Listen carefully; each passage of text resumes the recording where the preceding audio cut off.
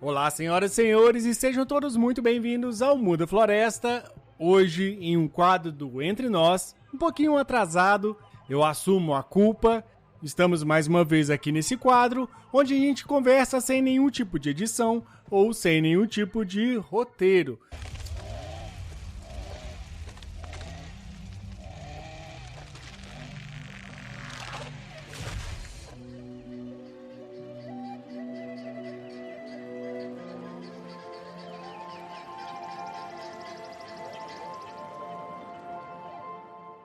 Eu quero falar com vocês um pouco sobre o que eu tenho feito, que é basicamente preparar o meu sítio para o inverno, que é um tipo de manejo constante de todo ano, que a gente deve fazer para manter os canteiros protegidos do dessecamento do inverno. Aqui, no meu caso, o que eu chamo de inverno é o período seco. Tem outros lugares do Brasil que chamam de inverno período frio, né? Então, no meu caso aqui, além de frio, é seco. Então, inverno são os períodos frios e secos, certo? Para mim, nesse caso. Porque eu sei que outros lugares do Brasil chamam de inverno períodos frios, mas também chuvosos. Então, não. No meu caso aqui, o inverno é o período seco e frio. Então, o que eu faço basicamente? A capina seletiva, sempre, né? Ela também um tipo de manejo que a gente faz constantemente, pelo menos 2 vezes no ano. Então, é capinar algumas plantas indesejadas, capins e coisas do tipo, né? Baixar isso e manter como matéria orgânica.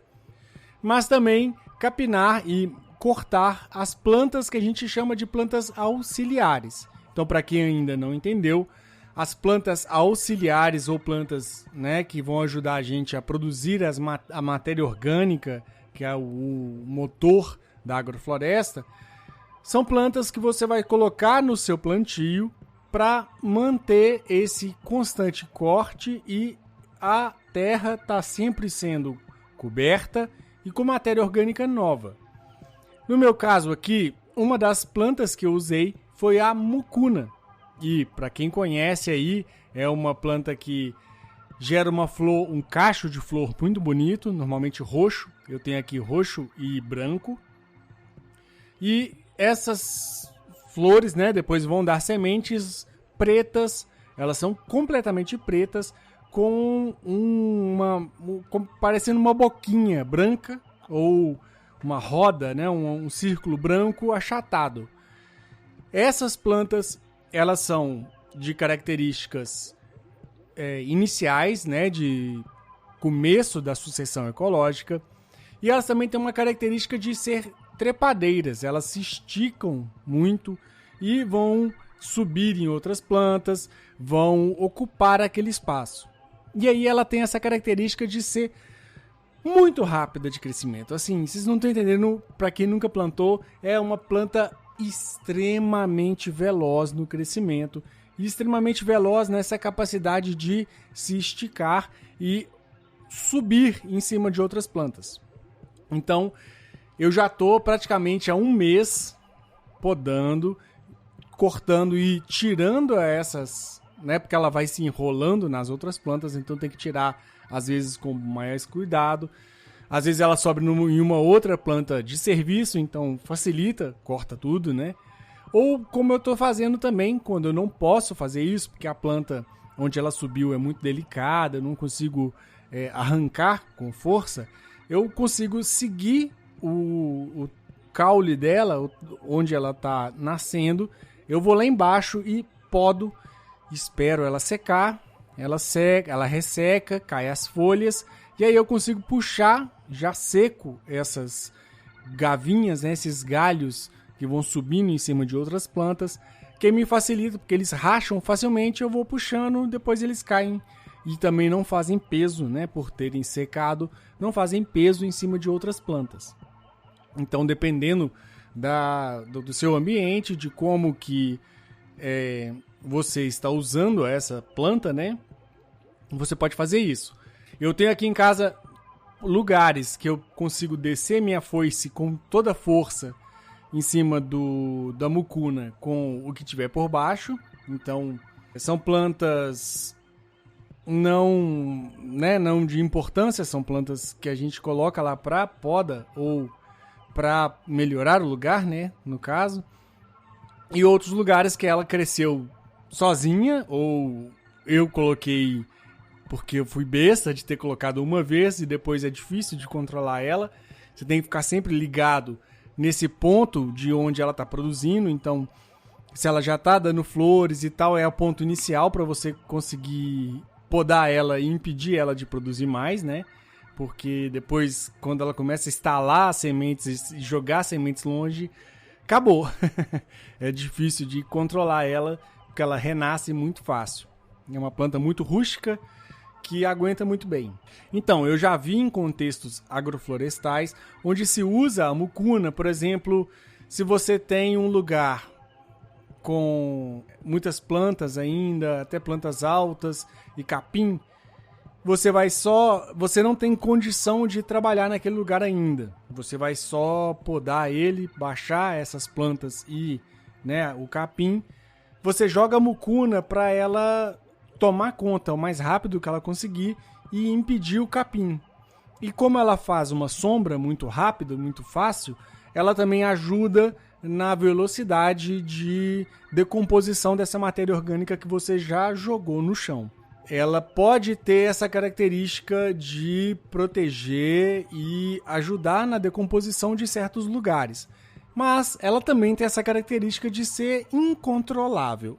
Se você tem um lugar pequeno, com um manejo constante, use ela. Ela é realmente incontrolável e vai te gerar muita matéria orgânica muito fácil. Mas, se é um lugar que o manejo é baixo e às vezes até um lugar maior, aí sim, tome muito cuidado com a mucuna, porque ela tem essa característica de ser incontrolável. E aí ela vai tomar conta, vai sombrear o que não deveria e vai atrasar o seu plantio. Recapitulando tudo que eu quis dizer, a mucuna ela é muito boa para ambientes onde você precisa desse boom, né, de produção de matéria orgânica, de proteção do solo, de sombreamento para manter o capim controlado.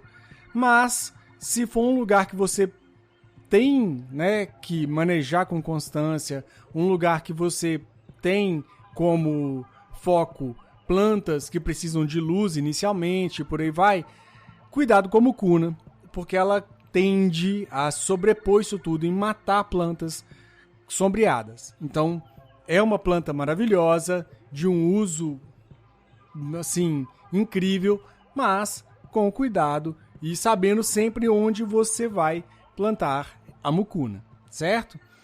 E aí, um caso curioso que eu vi por aqui, e aí lembrando, né, as características e como que é o meu ambiente aqui.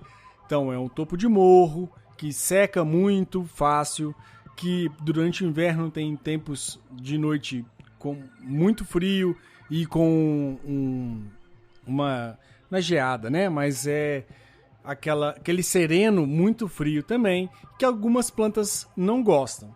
Mas aqui em casa, quando eu plantei mandioca e que elas ficaram totalmente tomadas e sombreadas pela mucuna, foram as mandiocas que mais deram uma raiz mais bonita.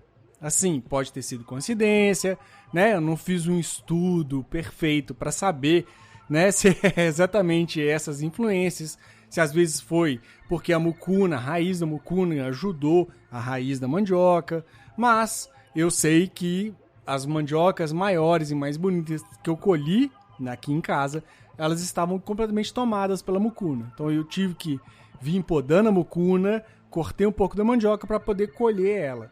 São, assim, características das plantas, uma característica desse tipo de planta trepadeira, que se estica, né? Então temos que sempre tomar cuidado com esse tipo de planta, mas sabendo usar elas e sabendo adaptar essas plantas para o seu ambiente, para o seu sistema. Se você então tem um sistema que você está lá sempre podando, sempre acompanhando, mas é um sistema pequeno, você pode plantar mucuna à vontade que você vai estar sempre vigiando ela e sempre mantendo ela podada, toda nova folha que ela der, você poda, você, né, mantém ela cobrindo o chão, você consegue controlar a mucuna. No meu caso aqui, que o espaço é maior e são pequenas várias áreas, algumas áreas ela acabou tomando conta. Teve áreas que eu deixei de propósito e outras que agora eu estou batalhando contra a mucuna para manter ela, além de controlada, não sufocar minhas outras plantas, mas, acima de tudo, ela está produzindo uma matéria orgânica extremamente rica, forte em nitrogênio, em potássio e outras coisas que mantém também meu solo protegido. E agora no inverno, que é o caso desse episódio, que essa poda constante da mucuna vai manter ela um pouco mais controlada, porque agora no inverno ela vai dar uma diminuída, né, no expansão dela por conta da seca, né?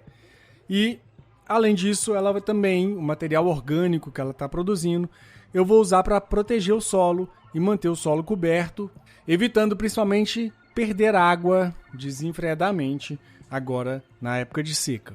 Então, quis falar isso tudo para vocês, contando um pouquinho do que eu estou fazendo aqui no meu sítio, que é isso, além de baixar o mato, podar o mato, também controlar as plantas, essas mais desenfreadas e outras plantas auxiliares também, já baixando elas, porque aqui em casa, né, além do inverno ser frio e seco, o sol, como ele baixa um bocado, eu preciso aumentar a tomada de luz, né, nas plantas, então também, além de tudo, esse manejo que eu tenho que fazer agora para o inverno é para isso, para eu proteger o solo, então diminuir o solo de perder água, é para eu controlar algumas plantas que podem estar sufocando outras e, principalmente, além de tudo, aqui na latitude que eu estou, né, no lugar do mundo, essa poda também é para abrir luz, abrir espaço para a luz, porque o sol desce em direção ao sul e ele ilumina menos as plantas, né? Ele não passa bonitinho no meio do céu. Então eu preciso diminuir essas plantas auxiliares para que mais luz entre no meu sistema. E, por exemplo, agora que o meu café está produzindo, eu poder ter mais café e com que ele, né, termine a produção mais bonita, mais eficaz, com os frutos mais bonitos e mais saborosos. É todo esse manejo que a gente faz, um deles, né, esse é o manejo do inverno, para manter o nosso sistema produzindo e o nosso sistema sempre protegido e independente, né, de irrigação, insumos e por aí vai, certo? Eu espero que não tenha sido tão confuso. Esse episódio foi, como eu disse, gravado um pouco corrido e um pouco também atrasado, mas espero que vocês tenham gostado, que tenham informações importantes e informações adequadas e que não se esqueçam de acompanhar, de dar o like e também, claro, apoiar a gente no nosso Apoia-se e no nosso Pix, que é o contato@mudafloresta.com. Muito obrigado a você que me ouviu até aqui e florestas ou nada.